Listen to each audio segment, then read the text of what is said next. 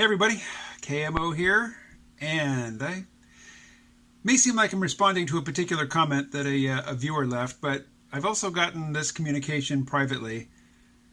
People who don't want me to move. You know, when they talk about me moving to Puerto Rico, they invoke hurricanes and earthquakes and natural disasters, catastrophes. But people die here under very normal conditions, on normal days, when it's not some big catastrophe that everybody's participating in, but, you know, people have catastrophe visited upon them one at a time in supposedly normal circumstances. You know, the day that I slipped and fell on the ice, that was the day that I said, that was the day that, you know, my wanting to get out of Bellows Falls and go someplace more dynamic shifted from being a hope to an intention. And it was a normal day. You know, people die in auto accidents, people die of suicides, people get sick, people get shot. More than likely they shoot themselves, and I already covered that in suicide, but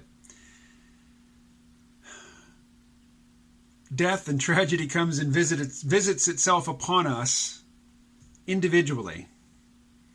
And you know, when there's a big tragedy and everybody's going through it together, there's a sort of esprit de corps. You know, there's a community solidarity and a sense of a shared burden. But when it's just you and everybody else is having a normal day, it's harder because you're bearing it alone.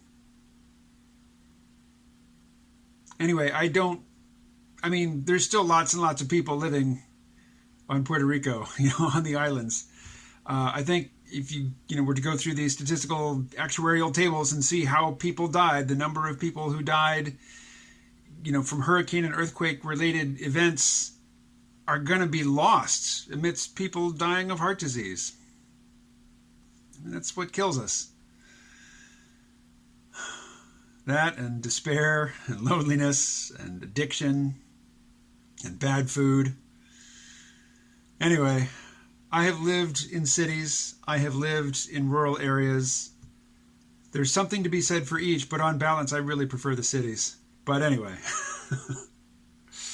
I'm going. Talk to you later.